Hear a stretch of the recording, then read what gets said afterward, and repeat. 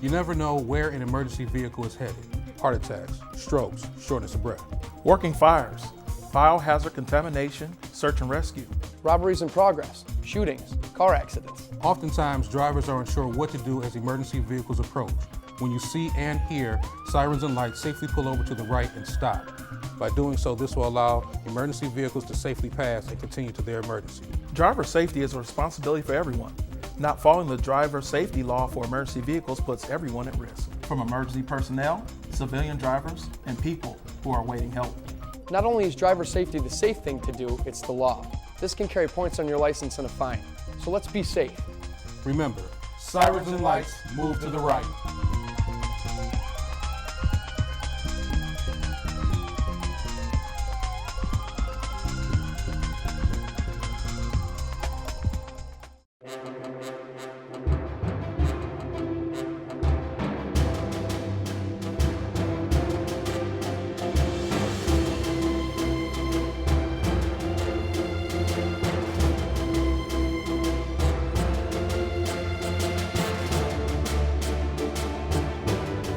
Hello and welcome to Public Safety in the City of Cleveland. My name is Blaine A. Griffin. I'm the Executive Director of the Community Relations Board.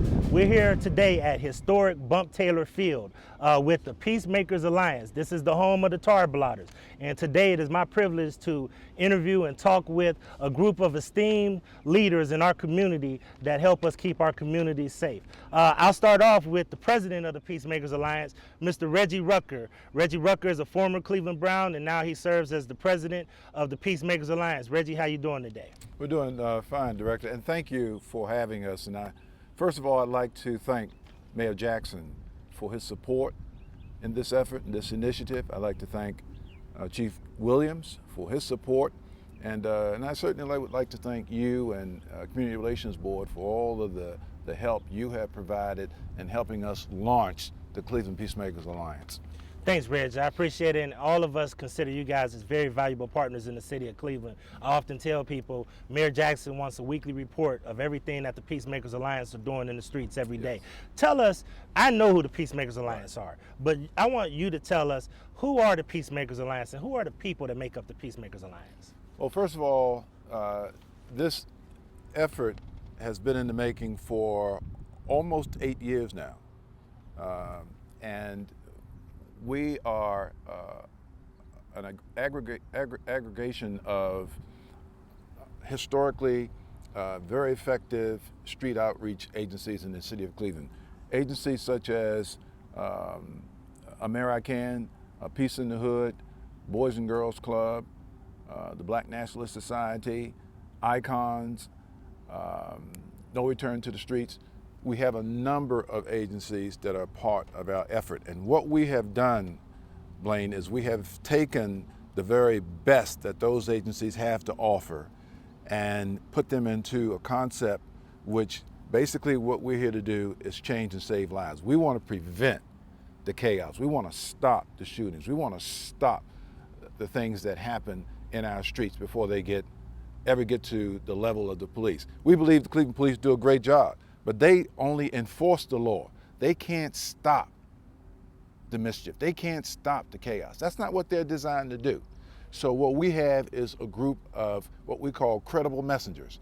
These are men and women who have the kind of integrity in the streets and have the credibility on the streets in order to stop the madness. And they do that without guns, they do it without protection for themselves, and they do it without fear of their own safety. So we think that this is almost an incredible task, and these people have been doing it for years and years without any recognition, and now we're doing it under a concept and a formal structure that has prevention and intervention really an altogether new business. And it's good to see everybody come up under one umbrella. I know that for years. I've been working with some of these folks for years. I know because my friend Khalid Samad and Hank and other people, I've been working with these guys for years.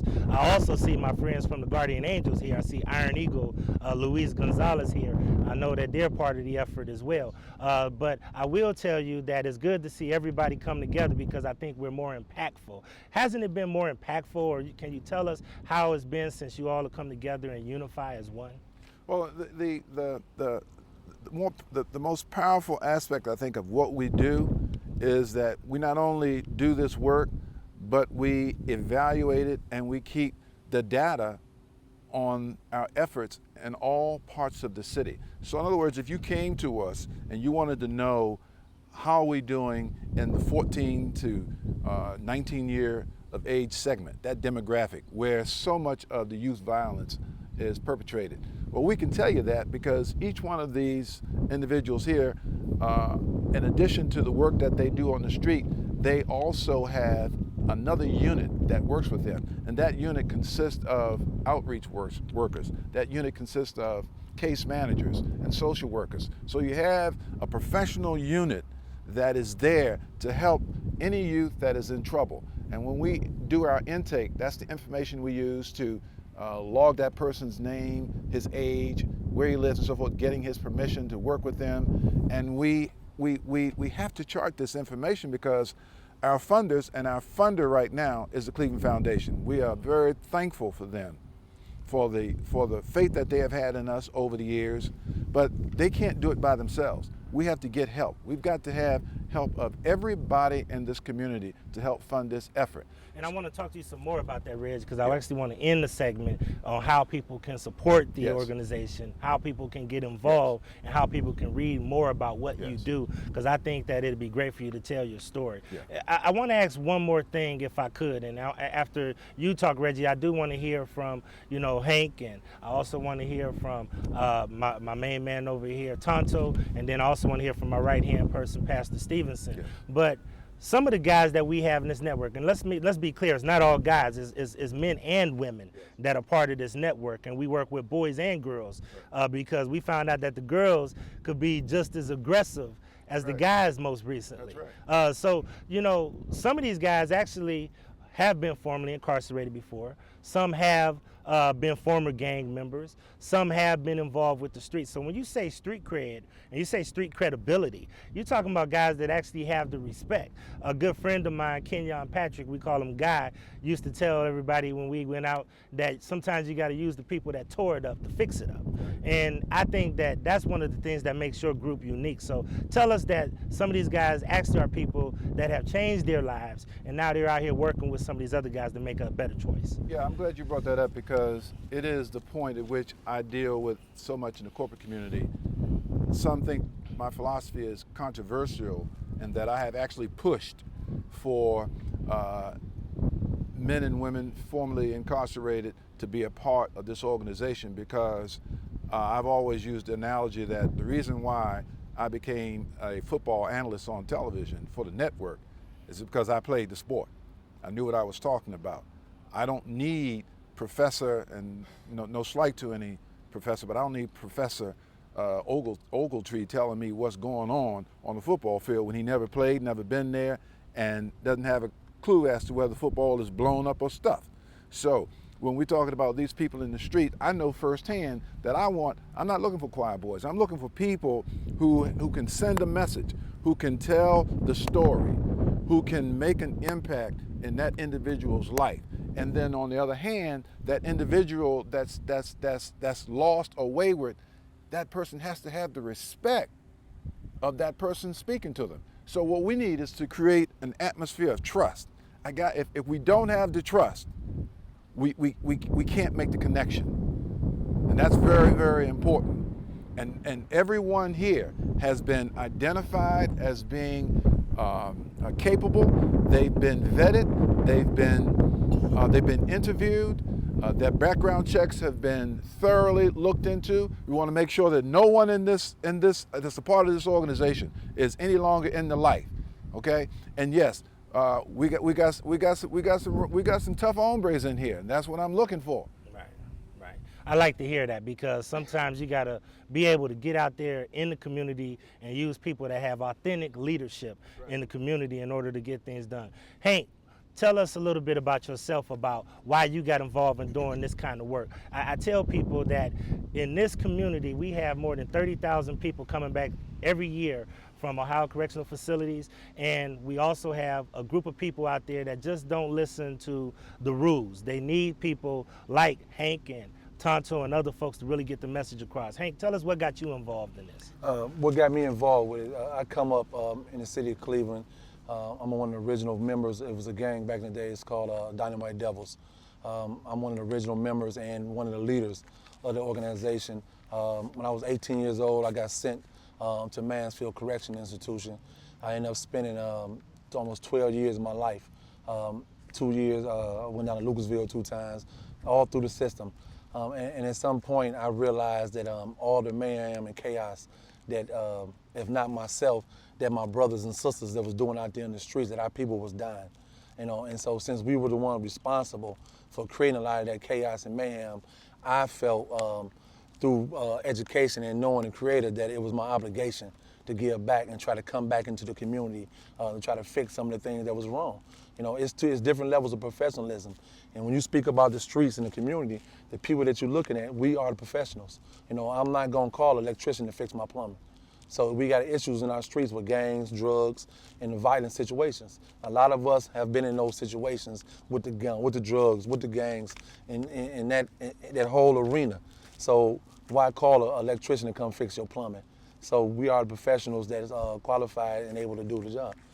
I appreciate hearing that, Hank. And one of the things that you said is about being spiritually connected, that you got a calling to do this. Most of the folks here have done this voluntarily. Yeah. Let me state that clearly again. A lot of people in this organization has done it on a volunteer basis. Absolutely. And Reggie, we're going to talk a little bit more about funding and what people can do later in the show, but volunteering because they have a spiritual calling to do this. Greg Terrell, Tonto, as a lot of people know you. From what I understand, everybody in the hood knows you. You've been doing this for a long time. Tell us a little bit about yourself and tell us what has driven you to really be a part of this network and also try to make a change in the city of Cleveland. Well, first of all, I would like to thank Reggie Rucker and the Peace Alliance for allowing the Black Nationalist Society to come aboard to be a part of such a great force. Like Hank, I got almost 13 years of my life inside juvenile as well as the penitentiary. I wanted to come out and do what I thought was right to bring about change, to be a force in the community and stop the violence that is plaguing this community. I also believe that in order for us to do it, we have to get our business of disorder in order. And that's what these gentlemen and ladies around us are doing. They are proactive in their approach. They engage people within the community to stop this violence. And the only way to do it is to come out and go to where it's at, and that's in the streets. That's great. That's great. And you a King Kennedy guy. So you know a lot of people there, but you also effective all over the community because everybody knows that everybody in Cleveland, if they have not grew up at one point in time down the way, they know somebody from down the way. Yes, and everybody down the way knows Tonto. Yes, sir. Right? Yes, all right. Sir. Pastor Stevenson, not only are you a pastor of Damascus Road Ministries, but you also are my right-hand person that works as the liaison with the Peacemakers Alliance. Tell us about your experience. And you and I have been on the front lines along with Jimmy Box, who is not here today, have been on the front line to really try to, see some of these things and how we can address them. So tell us a little bit about your history with this and how you play a role in this. Well, Director Griffin, as you know, Mayor Frank Jackson thought it was really important for us to bring these organizations together and get them to start working together in the city of Cleveland. You and I and others have had the opportunity to travel around the country and see organizations that were doing this type of work. But I think after watching the professionals that we have in the city of Cleveland do this work and to put all their ideas together and the things that we learned across the country, to put it together in the city of Cleveland and build a model that we were able to put together here in the city with the Cleveland Peacemakers Alliance was very big, and it gains national respect and importance around the country for what they are doing now in the streets of the city of Cleveland, helping to save lives every day. No longer are they chasing what we call ambulance chasers, but they are out in front of what's going on in the city of Cleveland. And that was one thing that the mayor wanted to make sure that we did. We got into prevention and stopped chasing after the crimes after they happen. So we're proactive and Correct. reactive. Absolutely. So that's a great concept. Yep. On that note, we're going to take a break from public safety in the city. Once again, I'm your host, Blaine Griffin, and we're here with the Peacemakers Alliance at historic Bump Taylor Field, the home of the Glenville Tar Blooders in the 5th District of your city.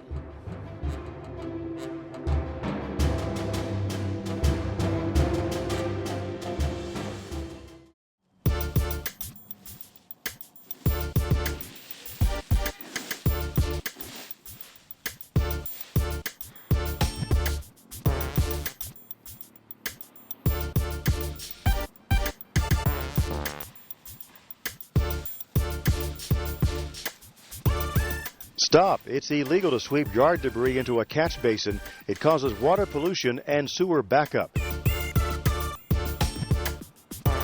Instead, use biodegradable bags or redistribute lawn and leaf clippings for fertilizer.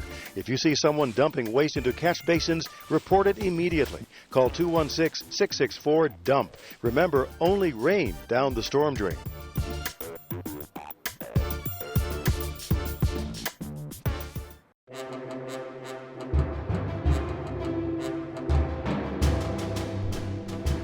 Hello, and welcome back to Public Safety in the City. Today we're discussing the Peacemakers Alliance as part of a series on what the City of Cleveland is doing to address public safety in our city. I'm proud to have with us Reggie Rucker. We also have Pastor Angel Arroyo. We also have Gloria, we call her Pickles. And then we have Amir Khalid Samad. So welcome back. Glad that you guys be on the panel. Reg, we talked a little bit before about this, and what's so groundbreaking about this is that everybody used to work in silos, but now, for the first time in Cleveland's history, we see some synergy and everybody is working as a team. You are an expert at working on professional teams. Yeah. Tell us what you see and how this is coming together. Well, that's right, Director. My background has been in team. And what I've learned from working as a team is you can face formidable opposition and win if you will only work together. And my hat goes off to everyone that's a part of the Cleveland Peacemakers Alliance because they had to subjugate their egos and they had to give in and follow the leadership of someone that wasn't working in this business as long as they have been. So I applaud all of them, because that shows me, and it should show this community, how important safety and security of our community is. You know, Reg, that's important that you say that, because we got to be honest. I've been involved with this since its inception, and it's some people that's not part of the Peacemakers Alliance because they've said that they want to do their own thing. That's fine and well, but in order to be a part of this alliance, you have to work as a team and have to let go a little bit of yourself in order to make sure that the team succeeds. So that's very important. I have to go to my friend Khalid Samad. Khalid, you've been at the front line of this for a long time. You've been working with the likes of Omar Ali Bey. You got history not just here in the city of Cleveland, but across the country. Give us a little background about the history about street outreach and why it's so important to do this kind of work. Well, first, I want to thank you for having us on your show today, and it's an honor and a pleasure to be here, and it's also an honor and a pleasure to be working with a group like this, because it's important to establish working relationships. There's an old African proverb that states that all things come together for the good, and so when folks are working together, then you can, break down a lot of barriers, you can build a lot of bridges, and most importantly, young people see folks working together. And if they're banging with each other and they're at odds with each other and they see men and women coming together across organizational lines working together, then that gives them the kind of vision that they need to understand that they can work with people they don't necessarily have to be in love with, but they can disagree without being disagreeable, and they don't have to be friends in order to not be enemies. Then we're making the kind of progress that we need to make. That's great, Khalid. And now, you were responsible some years ago for putting together a gang summit. Some of those guys that were part of that gang summit are now here doing the work of street outreach. But you got a history of doing some of that. Tell us how some of that gang summit led to some of the national movement that eventually led to some other big things in the city. I think Cleveland is unique for many reasons. One is that in LA and Chicago, and it's not to take away from those cities, at the time that gang violence was at its peak, being in LA and spending time in Chicago and LA, we couldn't pull together a summit in either of those cities. And so because of the visionary leadership of the community here and the leaders in Cleveland, we were able to bring delegates from all those cities here to Cleveland, put together the first national organizing summit of, quote unquote, gang leaders and street organizations in the country. So Cleveland set the tone for the rest of the country. And the collaborative relationship that was established then are still going on now. And I'm glad to see it. The vision is there, and see young people who were maybe at odds with each other and doing something then are now being proactive and helping to change the thinking of young people today. It's a positive place to be in. Okay, great. Gloria Cloud, Pickles. Yes. That's what everybody tell me, call you Pickles. Yes. We see young women now that are involved, and I have to tell everybody, I don't like to say the word gangs a lot. I think that stereotypes young African-American children, young Hispanic children, young children of color. I also call them group member involved individuals for my own personal reasons. But we see a lot more women, a lot more females, a lot more girls that are aggressive and being involved in this. Give us the perspective from a female on how we've got to this point and how we can address some of these young ladies out here in the community. Well, all praises to God, really, because that's the only reason why I sit here today. That's who's been covering me all these years of my life. And, and I thank, him for, being able to have people in my life like Hank, and meeting Reggie, everything that like he was talking about, vision, everything that I've encountered in the streets, I was taught. Nobody, I didn't just learn it on my own. I saw things. People walked up to me and said, do this, What I see a lot today of is resistance. But I was bad, but I look at myself today and I'm not so bad, and that's the thing. Like, I don't believe that women can't change, One thing that I do understand is that, the aggression that I had, it rooted from somewhere, but through my education and, empowering myself and my prayers and, the ideas of other people, I'm just listening and I'm learning and I'm constantly being empowered. So if I hear you correctly, you're saying that the best example for a young woman is to have a young woman that is showing herself to be an example. Right. Today it's like senseless. When I was coming up in the street, it was about recognition and money. Today it's just about recognition. People are dying for no reason, plain and simple. I would, as far as my sisters, I know that, empowering and educating, I just believe in that, that will help. And you bring up a good point while I go to Reg, because a lot of the blogs that I see, I get all of the Priority One calls, I get all of the stuff that's going on all over the city, and that's the reason why I'm not big on the word gang. Yeah. Because a lot of the feuds that we see are about, he disrespected me on social media, he kicked something to his boys, or he put something on Twitter to disrespect me and mine, or they put something here or they stepped on my shoe, or he dated my ex-girlfriend or something else like that. It's not about a corporate gang culture that it used to be, where people used to band together to try to protect the turf from money. Is more like street to street, and it winds up being a beef, and these guys join different gangs or different groups almost on a weekly basis. So Reg, what were you gonna say? Well, it's block by block, it's one person at a time. But what we realized, Blaine, initially, is we didn't have any female violence interrupters or anyone working for us when we first started.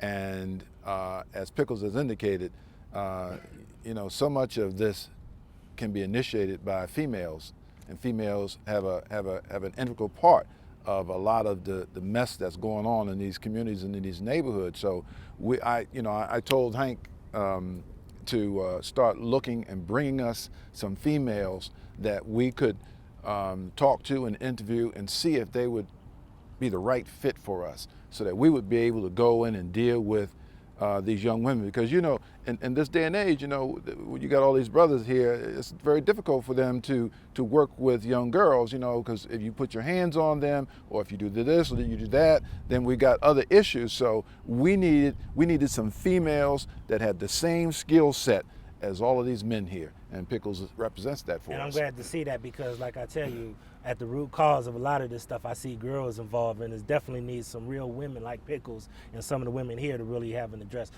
I want to say this, that a lot of people think that these violent acts and things that are happening in our community are young, black, and Hispanic and poor children.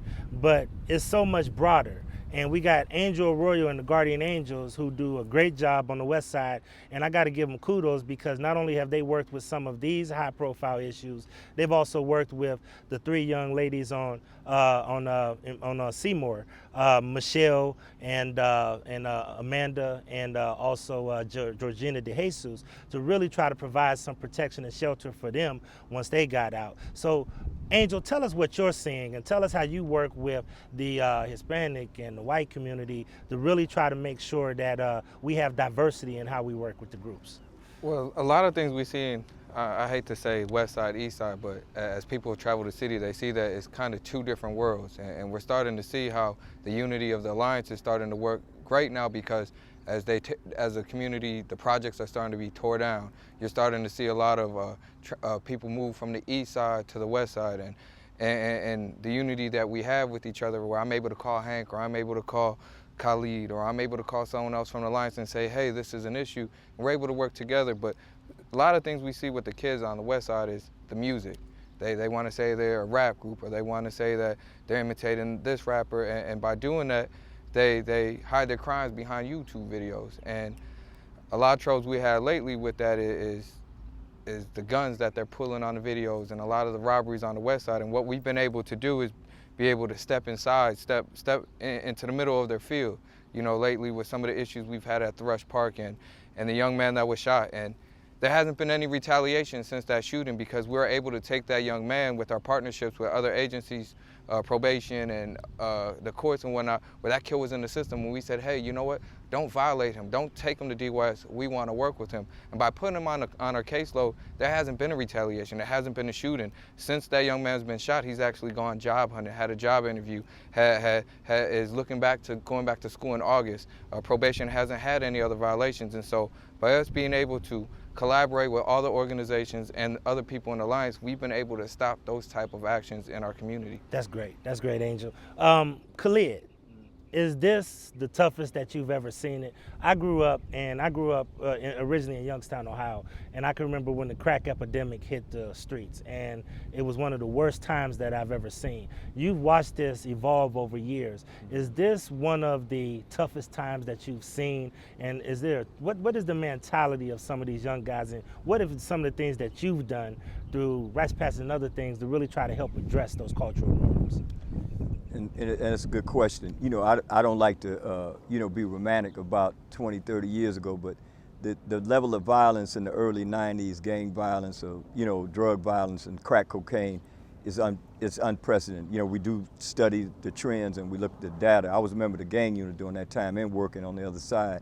So it's no comparison, but there are other challenges. You know, I can say that the youth today are more impulsive than any youth I've ever seen in my life. The family structures, 2 generations down from the crack cocaine epidemic and a lot of other challenges that were going on during that time. So, developing holistic solutions for holistic problems. A lot of these youth are spiritually voided in their life, so we want to introduce things to get them to thinking more about the invisible parts of them. You can't see your mind. You can't see your soul and your spirit. You can't see your will, your emotions. And so we can begin to connect them to thought about the fact that there are energy within themselves that they can actually control, that they can actually master themselves and then have them more involved with the others, their peers, and teach them these kind of things. So rites of passage is each one teach one. And so part of this work that's being done, even though it's not said that that's the case, these are men and young ladies and young men that can actually speak to that tuning fork within every young man and woman. Everybody's got a tuning fork. It's called the heart, so we just got to tap. That's great. That's great. Great answer to what we're talking about. Social media.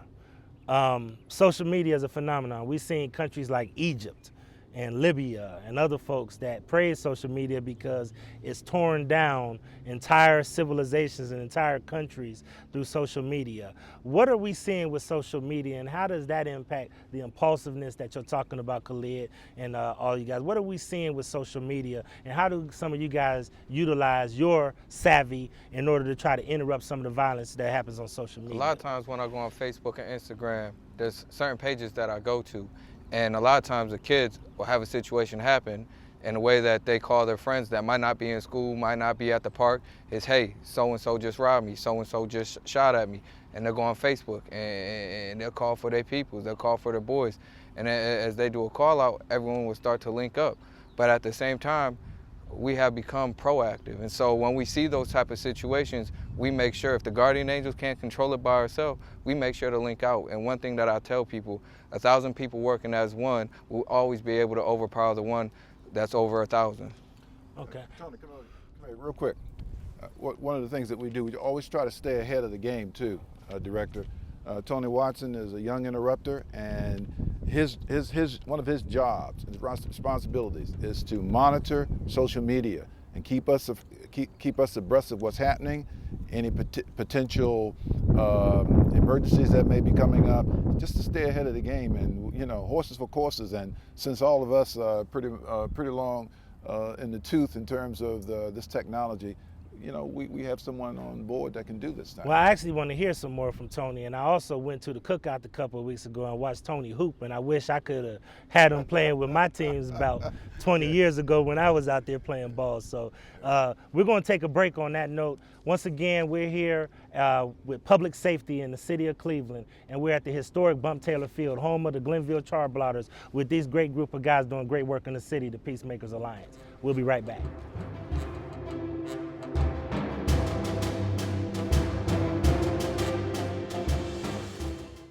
Part of Mayor Jackson's Clean Cleveland program is addressing the continuing problem of illegal dumping.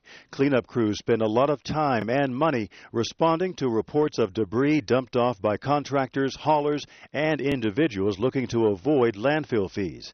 The city is calling on your help to send the message that Cleveland will not tolerate illegal dumping. The city needs your help by identifying anyone suspected of dumping debris in vacant lots, alleys, or abandoned homes. If you see it happening, report it by calling 664-DUMP. That's 664-DUMP. Hey, what are you doing? Just throwing your empty bottle in the garbage.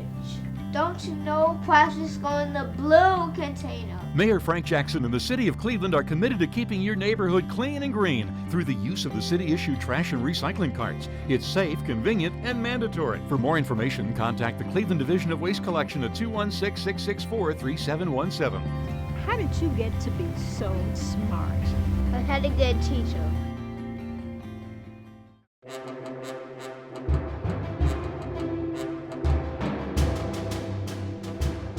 Hello and welcome back to Public Safety in the City. Once again, I'm your host, Blaine A. Griffin, Executive Director of the Community Relations Board. This is part of a series to talk about solutions in the city of Cleveland. We're here at historic Bump Taylor Field in the historic Glenville neighborhood, the home of the Charblotters. Once again, we have with us today the Peacemakers Alliance. And one of the unique parts about this segment that I really am looking forward to is that it's some of the younger members of the Peacemakers Alliance. We know we got some of the OGs, the original gangsters, and people with a lot of history. But these are some of the younger guys. So first of all, when you say your name, I want you to just tell me your name and then also tell me your age. I'll start out with you, Luis. I'm Lewis Jr., I'm only 22. Okay. My name is Bilal, I'm only 24. Carlos Williams, 42. That's all right, Carlos. We still young too. We here. Tony Watson, I'm 23. Great. The reason that I wanted to really have everybody see you all because this is a generational thing, and we also have young folks that really understand what's going on the ground because you guys are not too far removed from some of the young people that we're working with right now. So Luis, tell me what you're seeing in the community and how you work with your skills. I know your father is a great example, Iron Eagle #1, but Iron Eagle #2, you do a lot of work in the streets too. Tell us what you've been seeing. I mean, a lot of the kids, they're struggling. There's no family structure. Like, I come from a decent family, but I've watched a lot of my friends rise and fall. A lot of them to gun violence, a lot of them to drugs. I have quite a few still incarcerated. I mean, I just got tired of it. So with me, I reach out to the younger kids. It's time to let them know that even though I'm young, I'm their age. So I connect to them. I let them know that I'm their friend, I'm not their enemy. You know, I'm reaching out to them. I help them with jobs, get them academics. I work with a couple kids that are on their way to getting college. I got some just promoted to high school that wasn't supposed to go. I mean, it's all about that guidance and that structure, being young and being able to connect, showing them that they're your mentor instead of fearing them.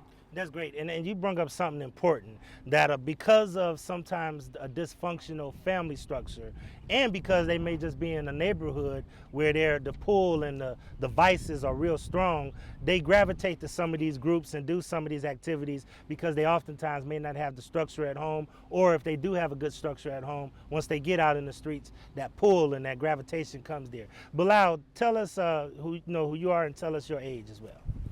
My name is Bilal, I'm 24. Okay. Bilal, you have a very interesting story. And just briefly, tell us a little bit about your story. You actually come up through Chicago, if I'm correct, right? Yes, sir. But tell us a little bit about yourself and tell us why you do this kind of work. My name is Bilal. I'm from the south side of Chicago, which is Motown, a hood in Chicago. I moved to Cleveland in 1998. I do this kind of work because growing up, I done seen so much. I actually come from the almighty Black Peach Stone Rangers Nation on the south side of Chicago, one of the organizations in Chicago, and I done seen so much. I done been to the penitentiary. I was actually standing in King Kennedy, and I used to see the black, red, and green flag over there on Woodland, 61st and Woodland, which is the Black National Society for Nonviolent Change. And when I seen the flag, it drew me to the brothers and the sisters. I joined the Black Nationals because this is something I always wanted to do since I was young. I used to always see the brothers around, but I never knew, what they was about, what the cause was, but I knew what the colors meant. And I done seen so much of my life, it's just crazy. And let me say this, you come from Chicago. Chicago this weekend had, I believe, almost 70 shootings. They had dozens of people who were victims of homicides. They had 5 police shootings that resulted in 2 deaths. Chicago has a embedded gang culture. And you told a story one time that, if I could recall, about being born into a gang culture. Tell us what that means to be born into a gang culture. I actually wasn't born into no gang, I was born into an organization. And the difference between born in is basically I ain't had no choice. I didn't join them by choice, none of that. Is the group of people I seen. It was embedded to me when I was just a little pup, for real. Right. And a lot of guys go through that now, that they're actually born into organization earlier. That's to my point earlier, that it ain't always just about gangs. That's something that people put out there to stereotype. But these are organizations that often sometimes transcend generations. Fathers, grandfathers, sons, everything else. I'm pretty sure a lot of guys here can attest to that. Carlos, I've been knowing you a long time. You're one of the first guys I met when I came to Cleveland. We go back. Right. Tell us a little bit about yourself and why you get involved in doing this work. Well, being a former member of the Gangster Disciple Nation, which is also an organization out of Chicago, in '93, as Khalid Samad has stated, I was part of that first peace summit here in Cleveland, Ohio, the peace treaty signing. Working with Omar and guys of that nature back in the day, Omar Ali Bey, since I was 16 years of age, had kind of prepped me for doing this type of work. So as I got older and realized the destruction that I had caused, as you said earlier about breaking it down, I wanted to start rebuilding, and seeing the community come back up from where we know it could be, and that was my whole point of being part of this. That's great. That's great. Tony, you talked a little bit earlier about social media and everything else that you work on. Tell us about yourself, but I'm also very interested in what social media avenues are out there. It seemed like, once I learned Facebook, everybody say Facebook is for old people now. It changes almost regularly. I think they're all the way down to Kick now. But tell us a little bit about yourself and tell us a little bit about the social media venues that are out there. Okay, I first want to thank Reggie Rucker for having me on board. And I feel like social media is it's a way they all tell on themselves. It's Twitter, Instagram. They all take a pictures of their guns or what they about to do, where they going, and if their friends link up, they all follow that because they all just want something to do. So if they spend the majority of their time on social media, that's where if we can cut that out, we can cut a lot of the violence out. So I feel like that's a good, good venue. You can follow Cleveland Peacemakers Alliance at 216 Peacemakers on Twitter and Instagram. So say that again. 216 Peacemakers. So you can follow the Cleveland Peacemakers Alliance at 216 Peacemakers, and that's actually the that's on Twitter and Instagram account. So anybody out there, we'll make sure that we get that up there for you as well and post that. Thanks, Tony. Appreciate that. One of the things that makes me so proud of all you guys is that you're at that age group that if you're anything like me and you used to run with some of the guys, they're saying, well, how you gonna tell us saying you used to do the same things that we did? And how all of a sudden you're gonna try to tell us different. How do you deal with that? I mean, I just pretty much say, like, where do you think it's gonna lead to? You can go to people that they know and did they lead in a good way, or is they alive or in jail? Where do you want to be 10, 20 years from now? That's pretty much where I got them to. I let them ask themselves that question. That's a great question. Everybody should ask themselves that question. Yeah. Where are you going to be 5, 10, 20 years ago? I know a lot of people, unfortunately, think that it's a gift to be at 25. A lot of people don't expect to live past 25. That's the wrong kind of thinking. So, it's good that you're saying you set goals for them and where they want to be. Carlos, how do you deal with guys that say, you one of the guys that used to be one of us? How you going to tell us now? Well, my thing is I've never been to prison a day in my life, so if they want to follow my example, then do that. Don't go to jail. That's all right. That's one of the things I do promote. So you really got blessed, because even though you were with some of the wrong crowd, you never got so far in that you actually had to go to prison or anything else. I was a lot smarter than a lot of the other ones, yeah. Okay. Well, that's great. That's great. How do you deal with it, Bilal, when people say that now all of a sudden you changed and you think you better than us and everything else like that? How were you able to break away and start to deal with the positive factor and be a positive example for these young brothers and sisters? Well, first of all, I want to say that I'm a man first and I stand for something. And when I tell my story to people, it just touches them. You know what I'm saying? I'm 24 years of age. I've been through a lot. The penitentiary, 5 years in there, you know what I'm saying? And I lost a lot of guys from the streets and gangs and, different hoods or whatnot. And I think it should just stop, you know what I'm saying? It's pointless for real. People dying for nothing, people going to jail for nothing. Because at the end of the day, it's a lose-lose situation. Right. Luis, you are very fortunate to have a father in the house, and you also have a father that's dedicated to working out here in the streets. And I'll probably revisit this question with Reggie. We have a 65% single parent households in this city. 65% of the households are headed by single parents. Most of them are women who are raising young families. What do you see, and how do you work with these young folks that often don't have that father figure or that man in their life that actually can help them be a better person? I mean, it's hard to do because a lot of the kids, they just have the mother and they really don't respect the mothers. And that's one of the things that we're seeing a lot of. I know one of the things is I ask my kids, not where do you want to go, but what do you want to be? What do you want to be 2 years from now, 3 years from now? You set them small life-term goals that where they accomplish them. They keep moving, and eventually they're going to go to college to be a doctor.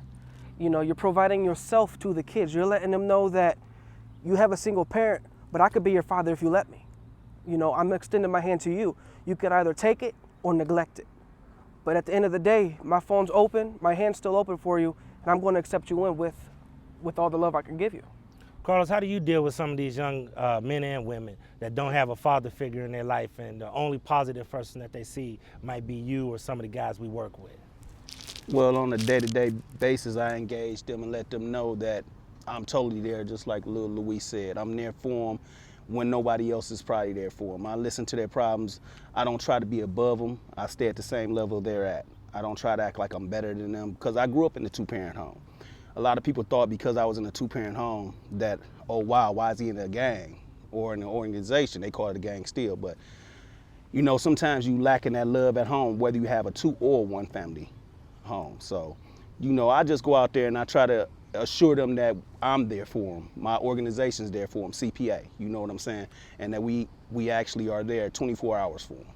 Now I'm gonna bring up the most phenomenal question that everybody talks about in the streets. No snitching. Why do we have this culture of no snitching? I know Reggie's probably going to talk a little bit about it in the last segment that we have, but why are some folks so much against snitching? Now let me say this. When I was young, I used to always have aunts and uncles that would tell you, stop tattletelling, and that, you know, that kind of thing. But in my opinion, snitching or telling is a little bit different.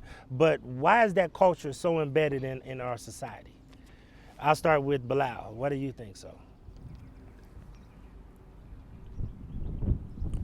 First of all, snitching get people killed. And it's the difference between snitching and telling on somebody. Okay. All right. Los? My personal thing is that I don't understand what they consider snitching. If I see something happening in my community that's tearing it down, they don't have to wonder if I told on them or telling on them. You know what I'm saying? So I don't consider that snitching, you know, because if you're breaking down the members of our community, then you're breaking down the city itself at the same time. Tony? Well, I feel like snitching is, they more so scared, you know, of the retaliation if they get caught snitching. So, but it's more so like if you're involved in the same scenario, then that's probably why you're snitching. If you're a team member with that group. So I feel like that's actually snitching. As far as telling on somebody to save your community, that's a whole nother level. I want to delve into that a little bit more because I hear so much about this no snitching and just a brief story. I once had a young guy that was saying that if somebody robbed me, I'm not mad at the guy who robbed me. I'm mad at myself for allowing myself to get robbed. I mean, so the way that some of these guys thinking, and like you said, it's the guys that's about that life that think like this. You know, how do we deal with that culturally? We'll get back to that in the last segment. I'd like to thank you guys because you're setting a heck of an example for young people in the community doing the right thing. Keep up the good work. Once again, you're listening to Public Safety in the City of Cleveland. I'm your host, Blaine A. Griffin, here at historic Bump Taylor Field in the Glenville neighborhood, home of the Glenville Tar Blooders, and we're here with the Peacemakers Alliance. We'll be back with one final segment of Public Safety in the City.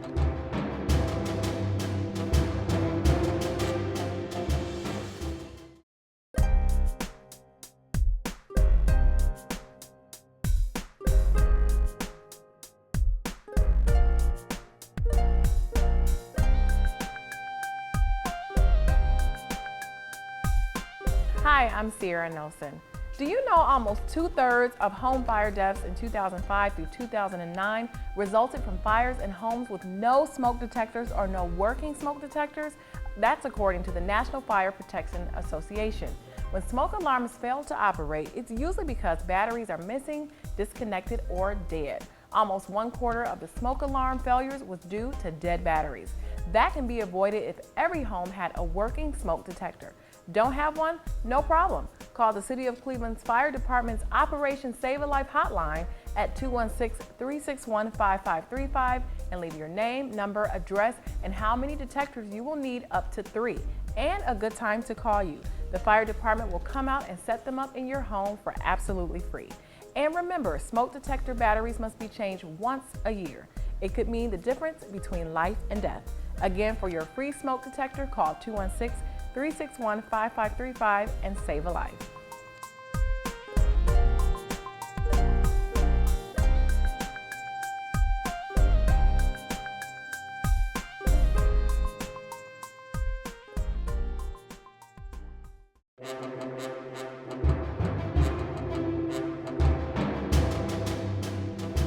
Hello and welcome back to Public Safety in the City. Once again, I'm your host, Blaine Griffin. I'm the director of the Community Relations Board for the City of Cleveland. Once again, we're here at historic Bump Taylor Field in the historic Glenville neighborhood with the Peacemakers Alliance. I was told that I'm saying the name completely wrong, so I'm going to say it right this time, the home of the Glenville Tar Blooders. So did I get it right to all my Glenville guys? So From your once child, we forgive again, once again, we're with the Peacemakers Alliance, and this is about solutions in our city. You hear segments and snapshots about what's going on in the city. Ladies and gentlemen in the public in the city of Cleveland, these are young men and women that are out here in the community doing the work, because everything does not need a uniform response. So we're going to have this last segment, and I really want to talk a little bit about deployment, Reggie. You're here with all of your zone leaders, and tell us a little bit about how you guys structure and how you work in the community. Well, first of all, this is the brain trust of what we do. The zone leaders. Zone leaders are like commanders, police commanders, and if it's happening in this city, these men know about it. That's their job. Hank Davis here we call him ZL1 because he's the chief and he's responsible for all activities of the entire Peacemakers Alliance, deployment, what's happening in the city and so forth. Khalid Samad is zone leader 2, and he is in District 3 and 4. Who's not up here? Luis Gonzalez is not here right now, but you heard a lot about him. He's in District 1 and 2 and does a fantastic job.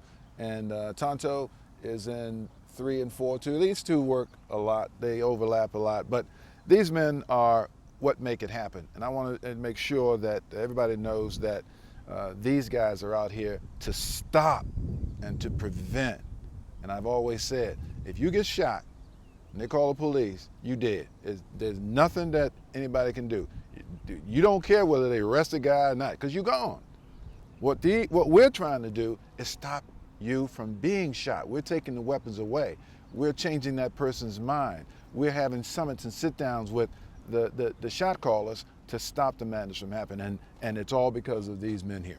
And Hank Davis also doubles down not only as the lead zone leader, but he also doubles down as District 5, because I don't want District 5 to feel like they're left out. So Hank actually grew up in District 5, know these streets well. And then I also have my right-hand person, Pastor Grady Stevenson. He serves a lot as my liaison to make sure that you all are getting all of your information that you need, the data, and anything else that you need. So we really have a good structure in place. Yes. Tell us how an actual day of a Peacemakers Alliance actually operates. And I'll start with Hank, and then we'll go to some of the other guys. Well, normally we may start with our morning meetings with our team. We might do a briefing to check with our team and see what may have happened the day before. Once we finish with our meetings, what we normally do, we'll go to, it's summertime now, so what we'll do, we'll go to our rec centers. For example, in District 5, we have Glenville Rec Center under the management of Elliot Lanier, who's reached out to us and allowed us to use his facility as a home base. We also do, we share Thurgood Marshall. We do Corey's, we do Collinwood Rec Center. So my team is split up and we'll do the different rec centers, Kovacic, and we'll reach out and touch the managers and find out what's the problems and what we can do. Last week we just started doing the swimming pools. Forest Hill Swimming Pool right behind us is one of the pools that we do on a daily basis because some of the issues that's been going on up there. So we do our trips. We go around the city in our districts and we'll check onto the hot spots to make sure there's no issues or anything going on. That's great. I know he's not mic'd up, but Pastor Stevenson is, he actually makes sure that you have all the data and the graphics from the police department. And then also Commander Ellis, Ellis Johnson, who's the commander of community policing, often goes to your meetings that you have in order to really make sure that the police can have real interaction with you on a regular basis. So we once again, we have a great structure.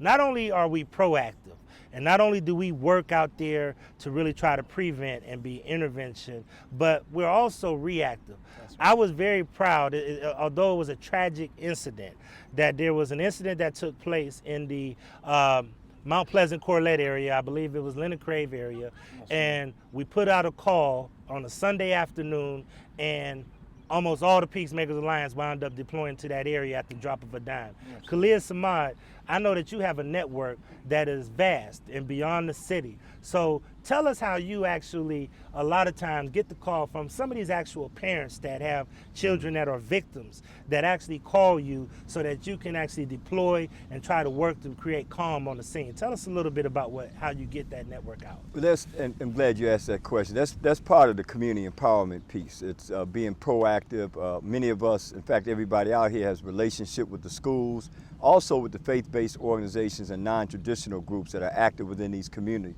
And everybody has men of influence and women of influence on their streets and their neighborhoods. And if you can have a relationship with them, then they can keep you 2 or 3 steps ahead of the game with these situations. Leonard Crave is a perfect example. Everybody responded. Not only did they respond to the scene, but they did the follow-up work. Went to the families, the victims of the families, to the areas where the young men from one group may have come from or whatever, and they began to get right into doing intervention and prevention right there to prevent a retaliation. Attended the funeral, went to the repast, and then later on that evening, we're out on those same streets to almost midnight. So as a result of that, we haven't had any major retaliatory incidents as a result of that incident, and the potential for retaliation as far as that was concerned is pretty great. But at this point in time, it's not going on. Yeah, that was a volatile situation. Let me add something, because these guys aren't saying it, because I do know that many of the members of the Alliance put their own money up to help bury, to help the families with expenses, burial expenses and so forth. And I can tell you, these guys don't make a lot of money. And they came right out of their pockets at the drop of a hat and came up with the money to help the burial. And Reg, you know what? I'm glad that you brought that up, because Khalid can attest to this and several other people can attest to this. We've watched several young people, and I actually keep a dossier of names of all these young people that get shot and all these people that have these high-profile cases. And the case always comes up that we got to pass the hat for collection for the funeral. Yep. And I think it's tragic that we live in a society where you're almost made to have car insurance. Well, you are made to have car insurance. You have to have homeowners insurance. Now you almost are mandated to have health insurance. But there's no insurance on a life. And at some point in time, I really relish to have that conversation with funeral homeowners and other people, because it really is taxing. And I know that's not the first time. It's been several times people have put up money, myself included, and Pastor and others, to try to make sure that these folks have a proper burial. I want to go to Tonto, because Tonto, I went to a couple of unique sessions with Tonto where he actually got a lot of shot callers and pulled them in and really got engaged with some of these shot callers. What do some of these folks need? What do you talk to them to help convince them that it's a better alternative out here, Greg? Well, we try to address that by, like you said, being proactive, engaging them, finding out where their mindset is. And I want to say that, you know, we try and change the mindset of men out here in our community, from being sadistic, killing each other, and, you know, beating women, and, you know, babies getting killed. I also want to take a moment, if you don't mind, and say that I want to thank Mayor Frank Jackson for instilling and having faith in street cred people to put us together to do this kind of work. There's a young man behind you, Terrence Covenant, was shot 5 times. Raise your hand, Terrence. He was shot 5 times inside the Got You Lounge. And, you know, you brought up snitching. That young man is in jail who shot Terrence up. And I'm glad that he's in jail, because if him being in jail allowed Terrence to live and change his life. I'm glad he's in jail, because Terrence probably would have killed him. So with that said, you brought up snitching, and I think that snitching is not a bad thing. It should be a good thing, because this is our community, all right? And if I see something, as Hank said, I'm telling it. I instruct my people to tell it. This is our city. This is where we live. It has to change, and we are the people that must implement that change. And I think by you saying that, I think gives people more comfort to actually feel like they can actually feel comfortable doing that. And I want to say this also. You can also text. You can also reach out to members of this group. My staff is available. This group works closely with the city of Cleveland. We work closely with my staff. My peer is the chief of police. If it's something that you want to get, it's ways for you to get it to the right people without being worried about your safety. Just remember that always. There's ways that you can get it to the right people without worrying about your safety. I do want to say one thing though, Reggie, before we go there. We do recognize that, and it's unfortunate to say this because I'm against the prison industrial complex as it pertains.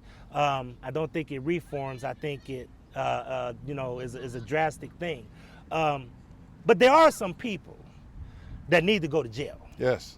There are some people that are a danger to our society and, quite frankly, dangerous to themselves. So there are that tier of people that we believe do need to go to jail. But Reggie, you were going to say something, right? Well, there was a Take Back Our Streets town hall meeting last week, televised in prime time by Channel 19. And as a result of that, I've received letters and emails, and I got one particular letter from an inmate in Grafton, who's coming out pretty soon, and he talks about all of the wonderful things that he's been doing in prison and loves the work that we're doing.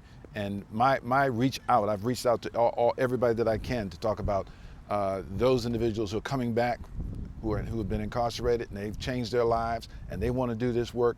We are interested in them. We can do a couple of things. First of all, we can take that individual and turn that negative into a positive.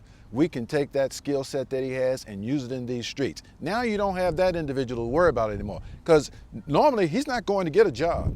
And I promise you one thing, a man is going to try to take care of his family one way or another. I agree with that. I agree with that. Hank? A couple of things. Locking them up is not the key. That's not the solution, because if you lock these brothers and sisters up and you think that's going to solve it, when they come back home, they're going to be worse. If you're not offering them another alternative other than prison, it's going to be worse when they come back home. I think we should change the terminology snitching. I don't think we just need to change that terminology, because in the community where we come from, we sitting here off Arlington, man, which used to be run by the Assassins years ago. If I'm living in my community, I live in this house over here, and I see somebody breaking Miss Johnson's house next door to me, you know what I'm saying? I'm in society. It's my obligation and my duty, to say something about that. If me and you go sell drugs together, or me and you go hit a lick and rob somebody together, and I get caught, and I tell on you, that's snitching. I snitched on you. But if you sitting there and you watch somebody snatch somebody else's grandmother's purse, or break in somebody's house, or do something that's gonna tear down our community, that's not snitching, man. That's what your obligation's supposed to be. How are we gonna get back to where we need to be at if we don't stand up and start taking responsibility for our actions? My neighbors used to whoop me, man. My neighbors used to whoop me. And everyone sitting on this panel, remember, you couldn't do no wrong without the neighbor either whooping you, then taking you home, letting your mother and your father whoop you. And we need to get back to that, man. So the word snitching does not apply to what we do. We are citizens and we gotta stop it. Like I said, I did 2 tours in Lucasville. I had 4 robberies when I was incarcerated. So I come from that lifestyle, man. And I'm telling you, being done that and doing this here, that is not snitching, man. If I see somebody do somebody in our community, man, we have to stand up. If we not, we're gonna be annihilated. Our communities and our people will be gone. There will not be no one to step up, and what would the future be if someone don't? Hank, you're right. What we're watching is a modern day genocide, and it's tragic, and we got to actually make sure we do something about it. I have to wrap up, and it's unfortunate that we run out of time. I think that this is going to be a show that everybody in the city is going to watch. Reggie, tell us one more time what number that they can call, and I think Tony also gave us a number. Twitter and Instagram is 216 Peacemakers. You can call 216-561-3384 for more information.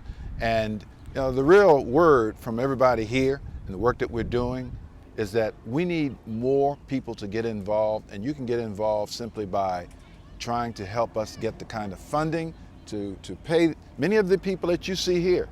All of these people are working hard every day and night, and they're not all paid.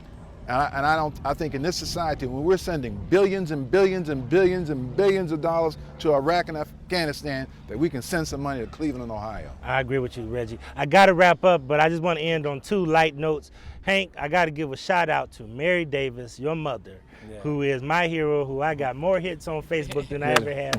Tell her she graduated. Yeah, she graduated this year from Tri-C. 84 years old and got her GED. 84 years old from Tri-C, got a Tri-C, GED. got a GED. There's no better deterrent to crime than getting an education. And Mary, for years, worked right over here at Patrick. She retired from Patrick Henry Junior High School. And then went back to school at 84 years old to Absolutely. get her GED. I wouldn't be surprised if his mom went looking for a job. And it's great. It's great. An inspiration. And Reggie, I got to say, I always had this dream, and you're lucky I don't have a football, because I just want to throw a 50-yard skinny post right down the sideline right now so that we can have You think you could do it, huh? We do that. I would try. Okay. I'll try. Once again, I'd like to say thank you to all of the Peacemakers Alliance for the work that they do in the streets. These men and women work day and night to try to keep our city safe. A lot of people will talk about the problem. We try to spend more time in the city of Cleveland under the leadership of Mayor Jackson working on solutions. And I can tell you, you're going to hear in this series from our mayor, you're going to hear from the chief of police, you're going to hear from parents that lost children to violence. You're going to hear what we're doing as far as legislation. You're going to hear about a comprehensive approach to deal with a problem that we're going to fight tooth and nail, and these folks that you see here on the front lines doing it every day. Every problem in our city does not deserve a uniform response, but it does deal with a response from people who care and have the heartbeat of the city like the people that you see. Thank you for joining us with Public Safety in the City. Once again, I'm your host, Blaine A. Griffin, Executive Director of the Community Relations Board for the City of Cleveland. Have a great day.